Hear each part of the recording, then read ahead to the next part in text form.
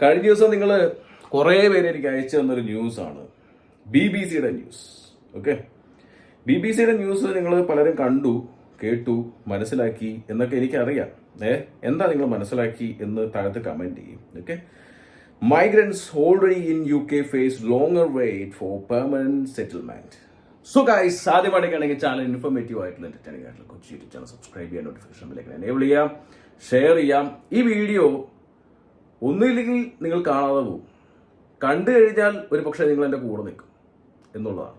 Okay, ഞാൻ പറയാൻ പോകുന്ന ചില കാര്യങ്ങൾ നിങ്ങൾ മനസ്സിലാക്കി തന്നെ കേൾക്കണം.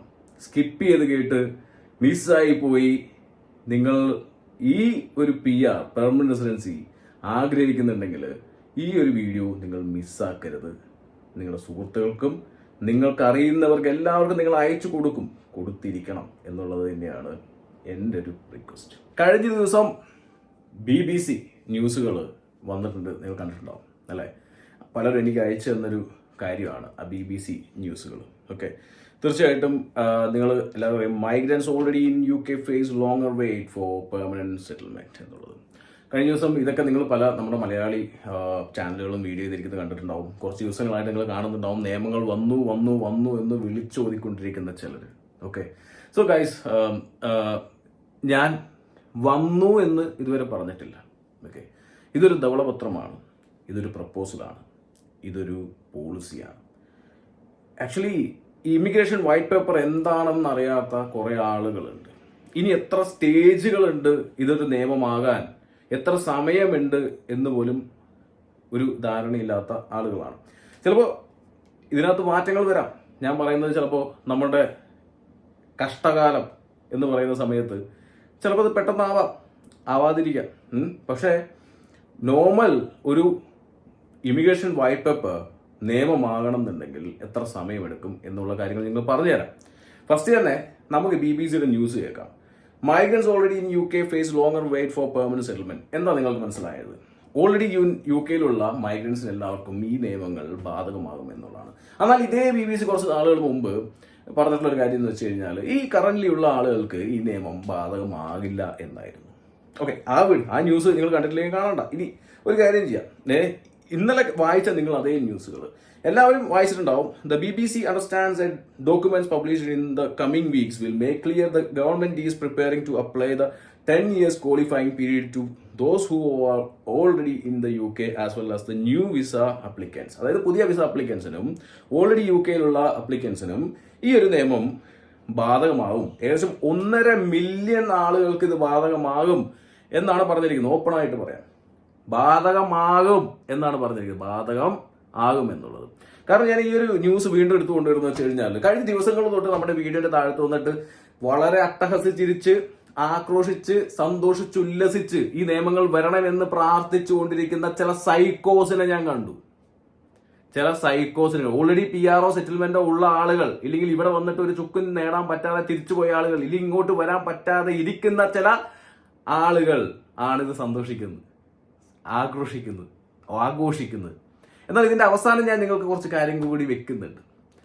ഈ വീഡിയോ കാണുന്ന ഈ 1.5 മില്യണിൽ നിങ്ങളുണ്ടെങ്കിൽ, നിങ്ങളിത് എഫക്റ്റ് ചെയ്യുമെന്നുണ്ടെങ്കിൽ ഈ വീഡിയോ കണ്ടിട്ട് നിങ്ങൾ തീരുമാനിക്കുക എൻ്റെ കൂടെ നിൽക്കണോ വേണം. ഞാനൊരു പ്ലാനുമായിട്ടാണ് വന്നിരിക്കുന്നത്. ഈ വീഡിയോ ചിലപ്പോൾ നിങ്ങൾ കാണാതെ പോവാം, നിങ്ങൾ സ്കിപ്പ് ചെയ്ത് കാണാം. ഈ പറയുന്ന കാര്യങ്ങൾ മിസ്സായി എന്ന് വെച്ച് കഴിഞ്ഞാൽ തീർച്ചയായിട്ടും നിങ്ങളൊന്ന് ആലോചിച്ചോ, നിങ്ങളെ സഹായിക്കാൻ ഈ നിയമം വന്നു എന്ന് ആക്രോശിച്ച് വീഡിയോ ചെയ്യുന്നവരോ ഇല്ലെങ്കിൽ മറ്റാരും ഉണ്ടാവില്ല എന്നുള്ളത് തന്നെയാണ് എനിക്ക് പറയാനുള്ളത്. ഞാനൊരു സെഷൻ പ്ലാൻസുമായിട്ടാണ് വന്നിരിക്കുന്നത്, പറയാം. അപ്പൊ ഈ കമന്റ് ബോക്സിൽ വന്ന് ആഘോഷിച്ച കമന്റോളികൾക്ക് ഒന്നും പറയാനില്ല. ഇതൊരു ഇമിഗ്രേഷൻ വൈറ്റ് പേപ്പർ എന്നുള്ളത് നിയമമല്ല, ഇതൊരു ധവളപത്രമാണ്. ഇത് നിലവിൽ വരാൻ കുറച്ചധികം സമയം കാത്തിരിക്കേണ്ടതായിട്ട് വരും. ചെറിയ വിഷമം ഉണ്ടാവും നിങ്ങൾക്ക്, ഇത് നിയമമല്ല എന്ന് പറയുന്നതിനും ഇത് വരാൻ കുറച്ച് സമയം എടുക്കുമെന്നുള്ളത്. പിന്നെ ഒരു കാര്യം കൂടി പറയട്ടെ, ഇതൊരു 50-50 ചാൻസ് ആണ് ഉള്ളത് ഈ ഒരു പെർമനന്റ് റെസിഡൻസി റൂള് വരാതിരിക്കാനായിട്ട്. അതും കേട്ടിട്ട് ഈ വീഡിയോ അപ്പം തന്നെ സ്കിപ്പ് ചെയ്ത് പോകുന്ന എല്ലാ ആളുകളുടെ അടുത്തും ഒരു കാര്യം കൂടി പറയട്ടെ, നിങ്ങൾ സ്കിപ്പ് ചെയ്ത് പോയി കഴിഞ്ഞാൽ ഉറപ്പാണ് ഈ നിയമം വരും. വേറെ ഒന്നും കൊണ്ടല്ല, ഞാൻ പറയാൻ പോകുന്ന കാര്യങ്ങൾ മനസ്സിലാക്കുക. ഈ ന്യൂസ് വായിച്ചു, ഇന്നലെ എല്ലാവരും ന്യൂസ് വായിച്ചു. ആ ന്യൂസിന്റെ തൊട്ടടുത്ത താഴത്തെ ഒരു ലേൻ ആരും കാണുന്നില്ല. ഇനി അത് അറിഞ്ഞുകൊണ്ട് കാണാത്തത് കൊണ്ടാണോ, ഇനി അത് മനഃപൂർവ്വം വായിക്കാൻ അറിയാത്തത് കൊണ്ടാണോ, ഇനി അത് അറിഞ്ഞിട്ടും അറിയാതെ പോലെ നടക്കുന്നത് കൊണ്ടാണെന്ന് എനിക്കറിഞ്ഞൂടാ. The move will be subject to a public consultation എന്നുള്ള രീതിയിൽ പറയുന്നുണ്ട്. അതായത് ഈ നിയമമൊന്നും ഓടിപ്പിടിച്ച പോലെ ഗവൺമെന്റ് കൊണ്ട് പാസ്സാക്കാൻ പറ്റില്ല. ഇതിനൊരു പബ്ലിക് കൺസൾട്ടേഷൻ ഇടും. ലോയേഴ്സും അതുപോലെ ഒരുപാട് പബ്ലിക് ഒപ്പീനിയനുകളും ഇതേപോലെ വലിയ സംഘടനകളൊക്കെ ഇവിടെ ഉണ്ട്. അവർക്കൊക്കെ ഇത് കൊടുക്കും. അവര് തീരുമാനിക്കണം. ഇപ്പൊ തന്നെ royal college of nursing RCN, ഈ RCN അവിടുത്തെ 47% നേഴ്സുമാർ UK വിടാനായി തയ്യാറാവുന്നു എന്നാണ് പറയുന്നത്. അപ്പൊ കുറച്ച് ചിലർ ആഘോഷിക്കുന്നവരുണ്ടോ, ഞാൻ ആഘോഷിക്കുന്നവർ ചേർത്തിട്ടാണ് വീഡിയോ ഇടുന്നത്. സോ അവരുടെ അടുത്ത് ചില കാര്യങ്ങൾ ഇടയ്ക്ക് പറയും, നിങ്ങൾക്കത് ഒന്നും തോന്നരുത്. ഈ 47% ആൾക്കാർ പോയി ഞങ്ങൾക്ക് പുല്ലാണെന്ന് പറയുന്ന ആളുകളുണ്ടല്ലേ. ഒരു സമയത്ത് ബോറിസ് ജോൺസൺ ഗവൺമെന്റ് UK ആളുകൾ കോവിഡ് വന്ന് ചത്തുപോകുന്നു പറയുമ്പോൾ അവിടെ നിന്ന് ബബിൾ സിസ്റ്റം വെച്ച് ഫ്ലൈറ്റ് ചാർട്ട് ചെയ്ത് ഇങ്ങോട്ട് കൊണ്ടുവന്ന മാലാകമാരായിരുന്നു. UK എക്കണോമിക്ക് വേണ്ടി കോൺട്രിബ്യൂട്ട് ചെയ്തവരായിരുന്നു. ഇവർ മാത്രമല്ല, അതേപോലെ ഇവിടുത്തെ കെയർ മേഖലകളെല്ലാം അടച്ചുപൂട്ടി തുടങ്ങിയപ്പോൾ ആളുകളെ നോക്കാൻ ആളില്ലാതെ ഇരുന്നപ്പോഴാണ് ഈ ഷോർട്ടേജ് വർദ്ധിച്ച് ആൾക്കാരെ കൊണ്ടുവരാൻ എടുക്കാനും കാര്യങ്ങൾ തീരുമാനിച്ചത്. ഇവിടെ വന്ന് കഴിഞ്ഞപ്പോൾ ചിലരെല്ലാം കവാത്ത് മറക്കുന്നു തായ്പിനെ കാണുമ്പോൾ, അല്ലേ? ഇതൊക്കെ പറയുമ്പോൾ ചിലർക്ക് പൊട്ടി വലിക്കട്ടെ, വല്ല ഓയിൽമെന്റ് മേടിച്ച് തേക്കുക, അത്രേ ഉള്ളൂ, അത് പറയാനുള്ളൂ. പിന്നെ മറ്റൊരു കാര്യം കൂടി പറയാം. മലയാളികൾ തന്നെ ഇതിന് പാര വെക്കാൻ വേണ്ടി ഇരിക്കുന്നുണ്ട്. ഇതെങ്ങനെയും വരാതിരിക്കാൻ വേണ്ടിയിട്ട്, വരാൻ വേണ്ടിയിട്ട്. ഓക്കെ, അപ്പൊ ഇതിനകത്ത് ഇതൊരു പബ്ലിക് കൺസൾട്ടേഷൻ പോവും. യെസ്, കഴിഞ്ഞ ഇമിഗ്രേഷൻ വൈറ്റ് പേപ്പറിനകത്ത് പറഞ്ഞിട്ടുണ്ടായിരുന്നു ഈ year end later this year മാത്രമായിരിക്കും ഈ ഒരു കാര്യത്തിനെ കുറിച്ച് ഡിസിഷൻ വരുള്ളൂ എന്നുള്ളത്. ഓക്കെ, അപ്പോ ഈ ഒരു നിയമം വന്നിട്ടില്ല, വന്നേക്കാം, വരാം എന്നേ പറയാൻ പറ്റുള്ളൂ. വീഡിയോ ചെയ്യുന്ന എല്ലാവരുടെ അടുത്തും റിക്വസ്റ്റ് ആണ്, അത് വന്നേക്കാം, വരാം എന്ന് പറയുക. ഇപ്പൊ തന്നെ ചിലരുടെ കുടുംബ ബന്ധങ്ങൾ ഇല്ലെങ്കിൽ കുടുംബങ്ങൾ ശിഥിലമായിക്കൊണ്ടിരിക്കുന്നു.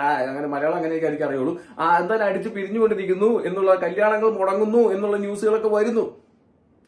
ഇതെന്തെന്ന് വെച്ച് കഴിഞ്ഞാൽ വരാത്ത നിയമങ്ങളെ കുറിച്ച് ആശങ്കപ്പെട്ട് കല്യാണം മുടക്കി പോകുന്നവരും മുടക്കികളും വീട്ടുകാർ തമ്മിൽ അടിച്ചു പിരിയുന്നുണ്ടെങ്കിലും എല്ലാവരുടെയും ഉത്തരവാദിത്വമാണ്. ഇതൊക്കെ പരത്തിയവരുടെ അടുത്തും പ്രചരിപ്പിച്ചവരുടെ അടുത്തും എല്ലാവരുടെയും ഉത്തരവാദിത്വമാണ്. 10 ഇയർ ക്വാളിഫിക്കേഷൻ പീരീഡ്, ഓൾറെഡി 5 വർഷം ആയിരിക്കുന്ന ആൾക്കാരൊക്കെ ഉണ്ടാവും. ഓക്കെ, വേറൊരു കാര്യം കൂടി പറയാം. കാരണം എന്ന് വെച്ച് കഴിഞ്ഞാൽ ഇതിനകത്ത് വലിയൊരു കാര്യം പറയുന്നത് വെച്ച് കഴിഞ്ഞാൽ ഈ ഇമിഗ്രേഷൻ വൈറ്റ് പേപ്പറിൽ 266 through the expansion of the point-based system, individuals will also have opportunity to reduce the qualifying period based on the point-based contribution to the UK economy and society. We will consult on these changes later this year എന്ന് മാത്രമേ പറയുന്നുള്ളൂ. Okay, so ഈ ഒരു കാര്യങ്ങൾ and settlement ആക്കും. അതായത് ഇവിടെ privilege അടിച്ച്, അതായത് ചുമ്മാ വന്ന് കയറി വന്ന് PR എടുത്ത് പോകുന്നതിന് പകരം ഇവിടെ ഏൺ ചെയ്യാം. നിങ്ങൾ ക്വാളിഫൈഡ് ആണ്, നിങ്ങൾ UK എക്കണോമി ഒരു കാലത്ത് ഇവിടെ ഒരു ചുക്കും നടക്കാതിരുന്ന സമയത്ത്, ഈ കോവിഡിന്റെ സമയത്ത് ധീരതയോടെ വന്ന് ഫൈറ്റ് ചെയ്തിട്ടുള്ള ആൾക്കാരാണ് നേഴ്സുമാരുൾപ്പെടെ. ഇത് നേഴ്സുമാരെയും ബാധിക്കുമെന്ന് ചോദിക്കുന്നുണ്ട്. എല്ലാവരെയും ബാധിക്കും. നിയമം വരുവാണെങ്കിൽ നേഴ്സുമാർ മാത്രമല്ല, IT-ക്കാരും എഞ്ചിനീയേഴ്സും അതുപോലെ ഇവിടെയുള്ള കെയറേഴ്സും എല്ലാവരെയും ഇത് ബാധിക്കും നിയമം വരികയാണെങ്കിൽ. പക്ഷേ ഇതിനകത്ത് പറഞ്ഞിട്ടുള്ള ആ ചെറിയ പോയിന്റ്സ്, അതായത് നിങ്ങൾ UK എക്കണോമിക്ക് എന്തെങ്കിലും കോൺട്രിബ്യൂട്ട് ചെയ്തിട്ടുണ്ടെങ്കിൽ, അങ്ങനെ പറയുമ്പോൾ നമ്മൾ കോൺട്രിബ്യൂട്ട് ചെയ്തിട്ടുണ്ട്, അതിനകത്ത് നമുക്ക് ഇളവുകൾ തരണം. വീഡിയോ ചെയ്യുന്നവർ അതും കൂടി എടുത്തെടുത്ത് പറയുക എന്നുകൂടി ഞാൻ റിക്വസ്റ്റ് ചെയ്യട്ടെ. കാരണം ചിലരെല്ലാം പാനിക് അറ്റാക്ക് വന്ന് ഇനി ഹാർട്ട് അറ്റാക്ക് വരെ വന്ന് തട്ടിപ്പോകും എന്നുള്ള കാര്യം കൂടി നിങ്ങളുടെ അടുത്ത് പറയുകയാണ്, റിക്വസ്റ്റ് ചെയ്യുകയാണ്. പേടിപ്പിക്കുന്നതിനൊക്കെ ഒരു അതിരും ഒരു ലിമിറ്റേഷനും ഒരു ബാരിയറൊക്കെ വെക്കുന്നത് എപ്പോഴും നല്ലതാണ്, അല്ലേ? നല്ലതാണ് എന്ന് പറയുന്നു. ഓക്കെ, സോ ഇത് കൺസൾട്ട് ചെയ്യും. അതായത് മാത്രമല്ല, ഇവിടെ കോൺട്രിബ്യൂട്ട് ചെയ്തവരെയും ഇതിനകത്തേക്ക് ഇൻക്ലൂഡ് ചെയ്യും എന്നുള്ള കാര്യമാണ്. പിന്നെ ഇമിഗ്രേഷൻ വൈറ്റ് പേപ്പർ നോർമലി എല്ലാവരും ചോദിക്കുന്നത് വെച്ച് കഴിഞ്ഞാൽ എത്ര സമയമാവും എന്നുള്ളതാണ്. ഇതിന് ഏകദേശം ഒരു 5 സ്റ്റേജ് ആണുള്ളത്. ഇമിഗ്രേഷൻ വൈറ്റ് പേപ്പർ വരാനുള്ള ഒരു 5 സ്റ്റേജ് ആണുള്ളത്. ഒന്ന് വൈറ്റ് പേപ്പർ സ്റ്റേജ്, അത് നമ്മുടെ ക്രിസ്റ്റാമർ വന്ന് അത് അനൗൺസ് ചെയ്തു. ഓക്കെ, നമ്മുടെ എഡ് കൂപ്പർ വന്നും അത് ക്ലാരിറ്റി നൽകി. ഇതാണ് നമ്മുടെ പോളിസി, ഇതാണ് നമ്മുടെ ധവളപത്രം, ഇതാണ് നമ്മുടെ മെഷേഴ്സ്. അപ്പൊ ഈ മെഷേഴ്സ് വിട്ട ഉടൻ തന്നെ അത് നിയമമാവില്ല. ഇനിയുണ്ട് 4 സ്റ്റെപ്പുകൾ. ഈ വൈറ്റ് പേപ്പർ വന്നു കഴിഞ്ഞാൽ ഒരു 1 to 3 months എന്ന് വെച്ച് കഴിഞ്ഞാൽ പബ്ലിക് കൺസൾട്ടേഷന് വിടും. ഇതാണ് ഞാൻ നിങ്ങളുടെ അടുത്ത് റിക്വസ്റ്റ് ചെയ്യുന്നൊരു കാര്യം. നമ്മൾ ഇറങ്ങണം. എല്ലാ പ്രാവശ്യം നിയമങ്ങൾ വരുമ്പോൾ, ഇതേപോലെ പബ്ലിക് കൺസൾട്ടേഷൻ വരുമ്പോൾ നമ്മൾ അറിയാറില്ല. നിങ്ങൾ പുതച്ചു മൂടി കിടന്നുറങ്ങുവാണ്, ഇല്ലെങ്കിൽ നിങ്ങളുടെ കാര്യമായിട്ട് പോവുകയാണ്. നിങ്ങൾ ഇതൊന്നും അറിയണ്ട, കേൾക്കണ്ട, കാണണ്ട എന്ന് പറഞ്ഞിരിക്കുന്ന ആളുകളാണ്. അങ്ങനെ ഒരു സിറ്റുവേഷൻ വരുമ്പോൾ എന്താ പ്രശ്നം എന്ന് വെച്ച് കഴിഞ്ഞാൽ ഈ പബ്ലിക് കൺസൾട്ടേഷൻ വന്നു പോവുകയും ചെയ്യും. ഇതിനെ സപ്പോർട്ട് ചെയ്യുന്ന മലയാളികൾ ഉൾപ്പെടെയുള്ള ആളുകൾ ഇതിനെ സപ്പോർട്ട് ചെയ്ത് വോട്ട് ചെയ്യും, പോൾ ചെയ്യും. അപ്പൊ നമ്മൾ കിടന്നുറങ്ങും സുഖമായിട്ട്, നല്ല സുഖനിദ്ര. ആ നിദ്ര ഇനി നാട്ടിൽ പോയിട്ട് നിദ്രിക്കാം എന്ന് മാത്രമേ പറയാനുള്ളൂ. പക്ഷെ ഒരു കാര്യം പറയട്ടെ, നമ്മൾ വളരെ കെയർഫുൾ ആയിരിക്കുക. ഇപ്രാവശ്യത്തെ പബ്ലിക് കൺസൾട്ടേഷൻ പുറത്തു വരുമ്പോൾ നമ്മൾ വോട്ട് ചെയ്തിരിക്കുക. നമ്മളുടെ അഭിപ്രായങ്ങൾ രേഖപ്പെടുത്തുക. അത് നിങ്ങൾ ഇപ്പോൾ ഒരുപാട് സംഘടനകൾ ജോയിൻ ചെയ്തിട്ടുണ്ടാവും. നിങ്ങളെല്ലാം അവരുടെ അടുത്ത് പറയുക. ഇത് അവരെയും ബോധവൽക്കരിക്കുക. നിങ്ങളുടെ ചുമതലയാണ്, നിങ്ങളുടെ നിലനിൽപ്പ് നിങ്ങളുടെയും കൂടി ചുമതലയാണ്. അപ്പോൾ നിങ്ങളത് കറക്റ്റായിട്ട് ഇപ്രാവശ്യത്തെ ഒപ്പീനിയൻ പോൾ അല്ലെങ്കിൽ ഈ ഒരു പബ്ലിക് കൺസൾട്ടേഷനിൽ നമുക്ക് ഇടപെടണം. 1. 2, നമ്മൾ തീർച്ചയായിട്ടും ഇതിനെ ഗവൺമെന്റിനെ അഡ്രസ് ചെയ്യണം. നമ്മുടെ പ്രോബ്ലംസ് നമ്മൾ അഡ്രസ് ചെയ്തില്ലെങ്കിൽ പിന്നെ ഈ സപ്പോർട്ട് ചെയ്ത് ഉല്ലസിച്ച് ആക്രോശിക്കുന്ന അല്ലെങ്കിൽ സന്തോഷിച്ച് ജീവിക്കുന്ന അവര് നമ്മൾ സപ്പോർട്ട് ചെയ്യുന്ന വിചാരിക്കുന്നുണ്ടെങ്കിൽ ഇല്ല, നിങ്ങൾ ആരും സപ്പോർട്ട് ചെയ്യാൻ പോകുന്നില്ല. നിങ്ങളെ ഒരാളും സപ്പോർട്ട് ചെയ്യാൻ പോകുന്നില്ല. നിങ്ങൾ പുറത്തിറങ്ങി നിങ്ങൾ തന്നെ സപ്പോർട്ട് ചെയ്യുക. സോ അതിന് ഞങ്ങളൊരു പ്ലാൻ ചെയ്ത് ഞങ്ങളൊരു ഗ്രൂപ്പ് ക്രിയേറ്റ് ചെയ്യുന്നു. ഞങ്ങളൊരു സോഷ്യൽ മീഡിയ വിങ് ക്രിയേറ്റ് ചെയ്യുന്നു. ഈ സോഷ്യൽ മീഡിയ വിങ്സിനകത്ത് ഞങ്ങൾ പ്രോപ്പറായിട്ട് റെഗുലർ ഇന്റർവെല്ലിനകത്ത് ഗവൺമെന്റിനെ അഡ്രസ് ചെയ്യാനുള്ള പരിപാടികൾ നടന്നു. ഒരു റിക്വസ്റ്റ് കാര്യം എന്താണെന്ന് വെച്ച് കഴിഞ്ഞാൽ, നിങ്ങൾക്ക് സോഷ്യൽ മീഡിയയിൽ പോസ്റ്റ് ക്രിയേറ്റ് ചെയ്യാനോ സോഷ്യൽ മീഡിയ പോസ്റ്റേഴ്സ് ഡിസൈൻ ചെയ്യാനോ നല്ല അടിപൊളി നല്ല കാര്യങ്ങൾ ഡ്രാഫ്റ്റ് ചെയ്ത് അഡ്രസ് ചെയ്യുന്ന രീതിയിൽ ചെയ്യാൻ താല്പര്യമുള്ളവര് തീർച്ചയായിട്ടും താഴത്ത് ഞാനൊരു ടെമ്പററി ഒരു ലിങ്ക് ക്രിയേറ്റ് ചെയ്തിട്ടുണ്ട്. ഓക്കെ, ഒരു ടെലിഗ്രാം, അതിനകത്ത് ജോയിൻ ചെയ്യുക. കുറച്ച് 3 മാസമുള്ളൂ നമ്മുടെ സമയത്ത്. 3 മാസത്തിൽ നമ്മുടെ എക്സ് പ്ലാറ്റ്ഫോമിലാണെങ്കിലും ഫേസ്ബുക്കിലാണെങ്കിലും നമ്മൾ ചെയ്യാൻ പോകുന്ന ഒരു സ്ട്രാറ്റജിക് പ്ലാനുകളിലൂടെ നമ്മുടെ പ്രശ്നങ്ങൾ നാട്ടുകാരെ അറിയിക്കും. ഈ ഒരു എക്കണോമിക്ക് വേണ്ടി, ഈ ഒരു രാജ്യത്തിന് വേണ്ടി കോവിഡിന്റെ കാലത്ത് നമ്മുടെ പ്രശ്നങ്ങളും കാര്യങ്ങളും എല്ലാം മാറ്റിവെച്ച് ഇവർക്ക് വേണ്ടി നമ്മൾ പണിയെടുത്തു കഴിഞ്ഞാൽ ഒടുവിൽ നമ്മളെ പിടിച്ച് പുറത്ത് കളയാന്ന് പറഞ്ഞു കഴിഞ്ഞാൽ ചുമ്മാ കൈയും കെട്ടി നോക്കിയിരിക്കാൻ സാധിക്കില്ല. അപ്പൊ നമ്മൾ ഗവൺമെന്റ് അഡ്രസ് ചെയ്യുക. നിങ്ങൾ ഇരിക്കുന്ന സ്ഥലത്തെ മേയർമാരെയും അവിടുത്തെ എംപിമാരെയും നിങ്ങളുടെ പ്രശ്നങ്ങൾ അഡ്രസ് ചെയ്യാനായിട്ട് ശ്രമിക്കുക. ഇനി ഇത് വല്ലവരും ചെയ്തോളും, ഞാൻ വന്ന് ചെയ്തു തരും എന്ന് പറഞ്ഞിരിക്കുകയാണെങ്കിൽ അവിടെ ഇരുന്നോളുക. നിങ്ങൾ റെഡിയാണെന്നുണ്ടെങ്കിൽ ഓരോ ഏരിയയിലേക്കും നമ്മൾ റെഡിയാണ്. നമ്മുടെ പിള്ളേരും കാര്യങ്ങളൊക്കെ ആയിട്ട് നിങ്ങൾക്ക് ആവശ്യമായുള്ള സപ്പോർട്ടുകൾ, ആവശ്യമായിട്ടുള്ള ലെറ്റേഴ്സ് കാര്യങ്ങളൊക്കെ ഡ്രാഫ്റ്റ് ചെയ്ത് ഇവർക്കൊക്കെ എത്തിച്ചു തരുന്ന രീതിക്ക് വേണമെങ്കിൽ നമ്മൾ ഹെൽപ്പ് ചെയ്യാം. ഓക്കെ, റെഡി ആണെങ്കിൽ മാത്രം. ആരെങ്കിലും ഇപ്പൊ ചിലർ വിചാരിക്കും ഇത് വരില്ലല്ലേ, ഇത് നമ്മളിത് എന്തിനാണ് ചെയ്യുന്നത്, അങ്ങനെ വിചാരിച്ചിരുന്നു കഴിഞ്ഞാല് ഇവിടുത്തെ പബ്ലിക് സപ്പോർട്ട് ചെയ്യുന്ന ആൾക്കാരുണ്ട് ഒരുപാട് പേര്. ഇതൊക്കെ അവർക്കറിയില്ല ഇവിടെ വന്ന് നമ്മൾ എന്ത് ചെയ്ത് കാണിച്ചു കൊടുത്തു എന്നുള്ളത്. പറഞ്ഞാലേ നമ്മൾ അറിയുള്ളൂ, ഇല്ലെങ്കിൽ അവരറിയുള്ളൂ. ഓക്കെ, അപ്പൊ ഈ കോവിഡിന്റെ കാലത്ത് നമ്മൾ വന്ന് ഇവിടെ ഫൈറ്റ് ചെയ്തിട്ടുണ്ടെങ്കിൽ നമ്മൾ ഇവിടെ കോൺട്രിബ്യൂട്ട് ചെയ്തിട്ടുണ്ട്. അത് ചെയ്യണം. ആ നിയമങ്ങൾ ഇനിയിപ്പോൾ അവരെന്തെങ്കിലും രീതിയിൽ മാറുകയാണെങ്കിൽ അത് മാറാതിരിക്കാൻ. ഇനി ഇമിഗ്രേഷൻ വൈറ്റ് പേപ്പറിലെ 2ാമത്തെ കാര്യമാണ് ഡ്രാഫ്റ്റിംഗ് ദ ബില്ല്. ഈ ഡ്രാഫ്റ്റിംഗ് ദ ബില്ല് എന്ന് വെച്ച് കഴിഞ്ഞാൽ ഈ വന്ന പബ്ലിക് ഒപ്പീനിയനും കാര്യങ്ങളൊക്കെ വെച്ചിട്ട് ഒരു ബില്ല് ഡ്രാഫ്റ്റ് ചെയ്യും. ഇമിഗ്രേഷൻ വൈറ്റ് പേപ്പറിൽ വന്നിട്ടുള്ള കാര്യങ്ങളൊക്കെ പറഞ്ഞിട്ടുള്ള ഒരു ബില്ല് ഡ്രാഫ്റ്റ് ചെയ്യും. അതായത് ഈ PR ഇത്ര പേർക്ക്, ഈ PR ഇങ്ങനെയുള്ളവർക്ക് കൊടുക്കണം, ഈ PR 10 വർഷത്തേക്ക് ആക്കണം എന്നൊക്കെ പറഞ്ഞിട്ടുള്ള ഒരു ബില്ല് വന്നു കഴിഞ്ഞാൽ ഉടനെ അടുത്ത് വരാൻ പോകുന്ന വെച്ച് കഴിഞ്ഞാല് ഈ ബില്ല് ഡ്രാഫ്റ്റ് ചെയ്യാനും 1 മാസം തൊട്ട് 3 മാസം വരെ സമയം പിടിക്കുക. ഇപ്പൊ തന്നെ ഏകദേശം ഒരു 6 മാസത്തിന്റെ കാലയളവ് പോയി. ഇനി ഹൗസ് ഓഫ് കോമൺസിൽ ഇനി പാർലമെന്റിൽ പോകും. അതായത് സ്റ്റെപ്പ് 3 പാർലമെന്റിൽ പോകും. House of Commons and house of Lord's 2 പാർലമെന്റിലും പാസ്സാവണം. 2 പാർലമെന്റിലും ഈ സംഭവം പാസ്സാവണം. പാസ്സായാൽ മാത്രമാണ് അത് ഒരു നിയമമായി മാറുള്ളൂ. ഹൗസ് ഓഫ് കോമൺസിലും പോകുമ്പോഴും ഹൗസ് ഓഫ് ലോർഡ്സിൽ പോകുമ്പോഴും ഇതിനെ സപ്പോർട്ട് ചെയ്യുന്നവരും ഇതിനെ എതിർക്കുന്നവരും അവിടെ ഉണ്ടാവും. അവരുടെ ചോദ്യശരങ്ങൾക്ക് ഗവൺമെന്റ് ഉത്തരം നൽകണം. ഇവിടെയുള്ള ഇപ്പോ 47% നേഴ്സസ് ഒറ്റയടിക്ക് UK വിട്ടു പോയി കഴിഞ്ഞാൽ UK ഇപ്പൊ ഉണ്ടാവുന്ന അവസ്ഥ ഇപ്പൊ തന്നെ അറിയാം NHSQ എത്രയാണെന്നുള്ളത്. പ്രശ്നമാവും, മൊത്തത്തിൽ പ്രശ്നമാവും. കെയറേഴ്സിന്റെ കേസിലാണെങ്കിലും വിസ കഴിഞ്ഞ് പോകാൻ നിൽക്കുന്ന കെയറേഴ്സിന് PR കൊടുത്തില്ലെങ്കിൽ അവർ ഇനി റിന്യൂ ചെയ്തില്ലെങ്കിൽ റിന്യൂ ചെയ്യാൻ പറ്റില്ല. 2028 കഴിഞ്ഞു കഴിഞ്ഞാൽ ഈ ഒരു കെയർ വിസ റിന്യൂ ചെയ്യൽ പോസിബിൾ അല്ല. അത് ഈ പറഞ്ഞ വൈറ്റ് പേപ്പറിനകത്ത് തന്നെ വന്ന് കിടക്കുന്നുണ്ട്. അങ്ങനെ ഒരു സിറ്റുവേഷൻ വന്നു കഴിഞ്ഞാൽ എല്ലാവരും പോവും. എന്ത് ചെയ്യും? അപ്പൊ ഇത് ഹൗസ് ഓഫ് ലോർഡ്സിന് അത് ചോദ്യശരങ്ങൾ ഉയരും. അവിടെ വരും ഇത് ഒരു 6 മാസം തൊട്ട് 10 മാസം വരെ സമയം 10 മാസം വരെ സമയം വരും ഹൗസ് ഓഫ് ലോർഡിൽ അത് പാസ്സാക്കാൻ. ഇപ്പോഴുള്ള സിറ്റുവേഷൻ അനുസരിച്ച് പറയാൻ പറ്റില്ല. റിഫോം പാർട്ടി കാര്യങ്ങൾ അവർ എതിർത്തും സപ്പോർട്ട് ചെയ്തും കാര്യങ്ങളൊക്കെ സംസാരിക്കുന്നുണ്ട്. കൺസർവേറ്റീവ് ആണെങ്കിലും മറ്റു പാർട്ടികളാണെങ്കിലും എതിർത്തും സപ്പോർട്ട് ചെയ്തും സംസാരിക്കുന്നുണ്ട്. സ്വന്തം പാർട്ടിക്കകത്തും തന്നെ 1000 ചോദ്യങ്ങൾ ഉയരുന്നുണ്ട് ഈ കാര്യങ്ങളെ കുറിച്ച്. ഇങ്ങനെ വന്നു കഴിഞ്ഞാൽ ഒരു വലിയൊരു ഒഴിച്ചുപോക്ക് അല്ലെങ്കിൽ നാട് വിട്ടു പോക്കുണ്ടായി കഴിഞ്ഞാൽ ഇവിടെയുള്ള സംവിധാനങ്ങൾ എങ്ങനെ നിലനിൽക്കും എന്നുള്ള കാര്യങ്ങളും ചോദിക്കുന്നുണ്ട്. അപ്പൊ ഇങ്ങനെയുള്ളൊരു വൻ ഡിബേറ്റിന് ശേഷം ഒരു 10 മാസം കഴിഞ്ഞത് പാസ്സായി, അല്ലെങ്കിൽ 6 മാസം കഴിഞ്ഞ് പാസ്സായി എന്ന് പറയുമ്പോഴും 2026 ആ കാലഘട്ടങ്ങളിൽ നമുക്ക് ഈ ഒരു നിയമം വരാം. അവിടെയും കഴിഞ്ഞില്ല കേട്ടോ, അവിടെ കഴിഞ്ഞിട്ടില്ല. അവിടെ കഴിഞ്ഞു കഴിഞ്ഞാൽ നേരെ പോയെന്ന് വെച്ചാൽ റോയൽ അസന്റ്, അതായത് നമ്മുടെ കിങ്ങിന്റെ അടുത്തേക്ക് ഇത് പോവും. ഓക്കെ, കിങ്ങിന്റെ അടുത്ത് പോയി കഴിഞ്ഞാൽ നിയമം അംഗീകരിച്ചു.